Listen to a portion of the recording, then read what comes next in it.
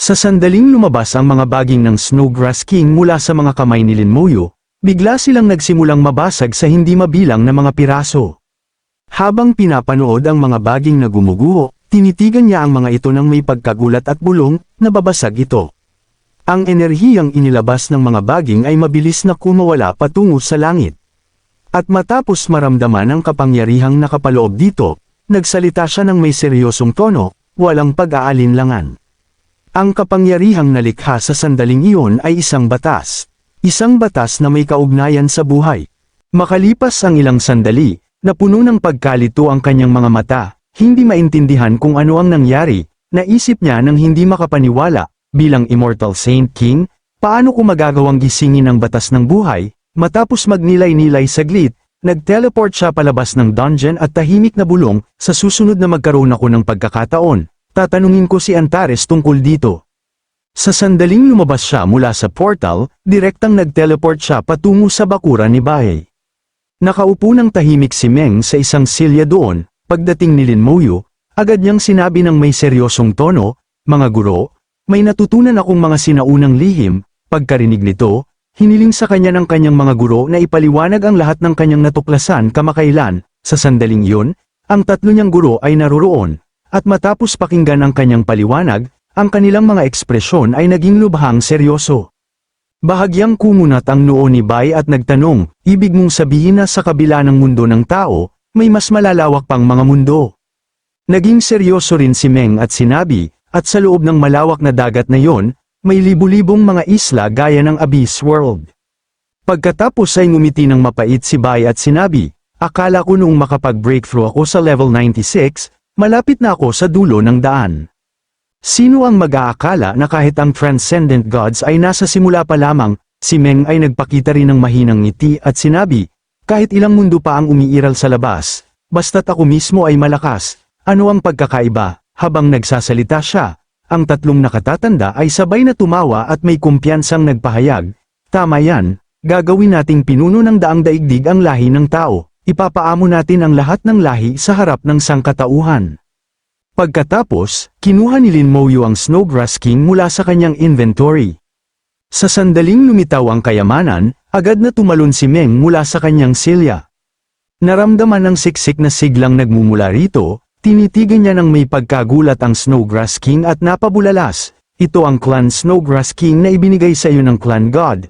Napakasiksik na aura ng buhay." Tumango si Lin Moyo at sumagot, "Tama yan, gayunpaman, wala akong balak na ubusin ito. Gusto kong maghanap ng isang independenteng espasyo na maaari kong dalhin at gamitin ito upang magtanim ng snowgrass." Agad na naging mapag-isip si Meng bago nagsalita, "Mayroon talagang bagay na akma sa iyong mga kinakailangan." Sa sandaling matapos siyang magsalita, agad niyang inactivate ang Shanxia Tower, bumaba ang mga kadena mula sa langit at bumagsak sa lupa. Di nagtagal, pareho silang handa na ni Lin Moyo na mag-teleport palayo. Habang nagsisimula ang proseso ng teleportation, tiningnan siya ni Meng at sinabi, "Halika, Lin, dadalhin kita upang makuha ang Demon Slayer Tower."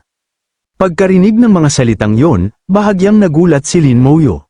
Ang Demon Slayer Tower, habang magkasama silang naglalakbay, nagpatuloy si Meng sa pagpapaliwanag, ang tatlong Shanxia Tower ay nilikha sa pamamagitan ng panggagaya sa sinaunang Thunder Tower, at bawat isa ay may ibang layunin.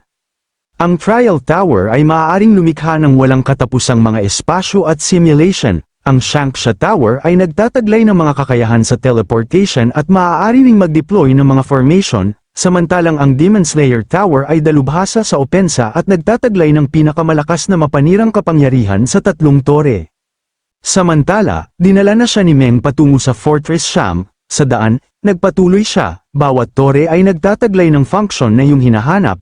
Gayunpaman, ang Demon Slayer Tower lamang ang nanatiling nakatalaga sa Fortress Sham. Sa daan-daang taon, walang sino man ang nagawang makuha ang pagkilala nito at maging Panginoon nito. Makalipas ang ilang sandali, pareho silang lumitaw sa harap ng pangunahing gate ng Fortress Sham.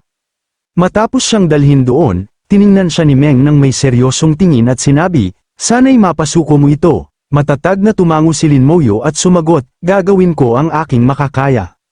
Ang dalawa ay nagpatuloy sa paglalakad patungo sa gate nang biglang may isang gwardya na umabante at pumihil sa kanila. "Ito ay Fortress Sham, mangyaring tumigil kayo dyan," Sa mismong sandaling yun, parehong nagpakita sina Meng at Lin Moyo ng kanilang Divine General Badges, sa sandaling makita sila ng mga gwardya, nanlaki ang kanilang mga mata sa hindi makapaniwala, isang Divine General, isang 5-star Divine General, parehong Divine General sila, agad na sumigaw ang isa pang gwardya, mabilis, ipaalam kay Divine General Ye kaagad. Di nagtagal, ipinagpatuloy ni Meng ang pag-akay kay Lin Moyo sa loob, habang naglalakad sila. Nagtaka siyang nagtanong, Divine General Ye, Guro, sino ang tinutukoy nilang Divine General? O, si Yihaw ba ang sinasabi nila? Walang baalang sagot ni Meng bago nagpatuloy sa seryosong tono. Sa loob ng maraming taon, nanatili siya rito sa Fortress Sham, patuloy na sinusubukang mapasuko ang Demon Slayer Tower, sa kasamaang palad, hindi siya nagtagumpay. Makalipas ang ilang sandali, nakarating sila sa harap mismo ng Demon Slayer Tower, nakatayo ng buong pagmamalaki sa gitna ng lugar. Ang malaking tore ay patuloy na naglalabas ng nakakatakot na lilang kidlat sa buong paligid. Matapos siyang dalhin doon, itinuro ni Meng ang tore at sinabi, iyan ang Demon Slayer Tower. Sa mismong sandaling yun, isang malakas na figure ang biglang lumipad mula sa tabi ng tore at dumiretso sa harap nila. Ang bagong dating ay walang iba kundi si Yihaw, isang 5-star Divine General ng Divine Shanxia Empire. Sa sandaling makita siya, agad nang umiti si Meng at tinawag siya, Matandang Ye, kung hindi mo mapasuko ang Demon Slayer Tower, sumuko ka na lang, hayaan mo ang nakababatang henerasyon na subukan. Pagkarinig nito, tumawa si Yihaw at sumagot, si Little Meng pala, gusto ko sanang bigyan ng pagkakataon ang nakababatang henerasyon, ngunit sabihin mo sa akin, sinong kabataan ngayon ang talagang may kwalifikasyon upang mapasuko ang Demon Slayer Tower? Sa sandaling mabigkas ang mga salitang yon, magalang na ibinaba ni Lin Moyo ang kanyang ulo at bumati. Binata Lin Moyo ay bumabati kay Senior Yihaw, agad na sinuri ni Yihaw siya mula ulo hanggang paa. Matapos mapansin ang kanyang antas, isang seryosong tingin ang lumitaw sa kanyang mukha, level 75 at isang 5-star Divine General. Ikaw si Lin Moyo, ang sumisikat na bituin na pinag-uusapan ng lahat kamakailan. Tumango lamang si Lin Moyo, hindi napigilan ni Yihaw na humanga. Sa ganitong antas, napatay mo na ang mahigit sa 10 God rank beings at nakakuha ng promosyon sa 5-star Divine General, tunay na isang kakilakilabot na binata. Nakatayo sa malapit, agad nang umiti si Meng at sinabi, kayo, paano kung hayaan mong subukan ang aking alagad? Pagkarinig nito, nag-isip sandali si Yihaw bago nagsalita ng may inis na tono, sige lang, maganda kung magtagumpay siya, para hindi ko na kailangang titigan ang bagay na ito araw-araw, hindi makuha habang nananangis. Pagkarinig niyan, lumingon si Meng kay Lin Moyo at sinabi, Lin, subukan mo. Kasabay nito, hindi napigilan ni Yihaw na magbulong sa kanyang sarili, peste, bakit kailangan niyang espesipikong bigyang diin na siya ang kanyang alagad? Sa sanderang makatanggap ng pahintulot, agad na inactivate ni Lin Moyo ang kanyang skeleton wings at lumipad ng diretso patungo sa tuktok ng Demon Slayer Tower.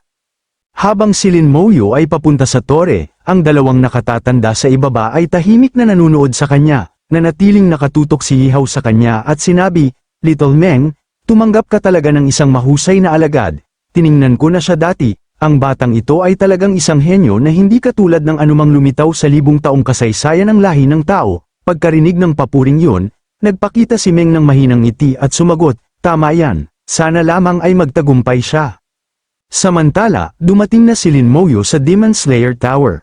Sa sandaling makarating siya doon, maingat niyang pinagmasdan ang kanyang paligid at agad na naramdaman ang isang malakas na atake ng kidlat na diretsyo patungo sa kanya. Sa susunod na sandali, isang napakalaking kidlat ang bumaba mula sa itaas at direktang tumama sa kanya. Halos kaagad pagkatapos, hindi mabilang na malalakas na kidlat ang nagsimulang bumagsak sa kanyang katawan ng sunod-sunod. Ang mga atake ay hindi kapani-pani walang malakas. Ngunit tiniis niya ang mga ito nang hindi umuurong at mahinahong sinabi, ang mga ito ay God rank lightning element attacks. Mga 30 hanggang 40% ang pagkakatulad sa God slaying lightning.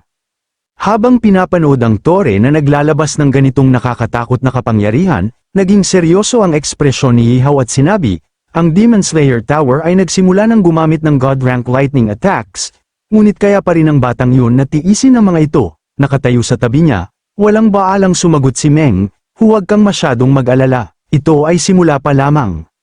Kasabay nito, nagpatuloy si Lin Moyo sa pagsulong habang tinitiis ang walang tigil na pagbomba ng kidlat. Habang matatag siyang sumusulong, may kumpiyansa siyang sinabi, "Immune ako sa lightning element, kung ang tore na ito ay mayroon lamang lightning attacks, kung gayon ay walang anumang banta ito sa akin." Nang makita siyang nagpapatuloy, agad na gumawa ang Demon Slayer Tower ng mas malakas na kidlat. Sa sandaling iyon, biglang napunta ang kanyang tingin sa isang lightning orb na lumulutang sa loob ng tore. Sa sandaling makita niya ito, napapikit siya at sinabi, "Ang lightning orb na yun? Ito ba ang core ng Demon Slayer Tower? Kapag naiwan ko ang aking soul imprint dito, magiging Panginoon na ako ng Demon Slayer Tower." Noon lamang, mas maraming kidlat ang bumagsak sa kanyang paligid. Iniiwasan ang mga atake ng sunod-sunod, diretsyong sumugod si Lin Moyo patungo sa lightning orb.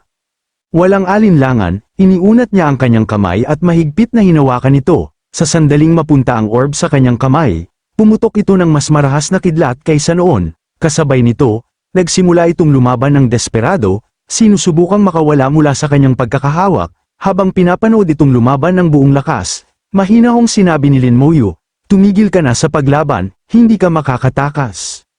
Makalipas ang ilang sandali, sa wakas ay tumigil ang orb sa paglaban, ang marahas na kidlat ay unti-unting hamina, at nakuha ni Lin Moyo na hawakan ito ng matatag sa kanyang kamay. Sa puntong ito, ang kidlat ng orb ay naging mas kalmado kaysa noon.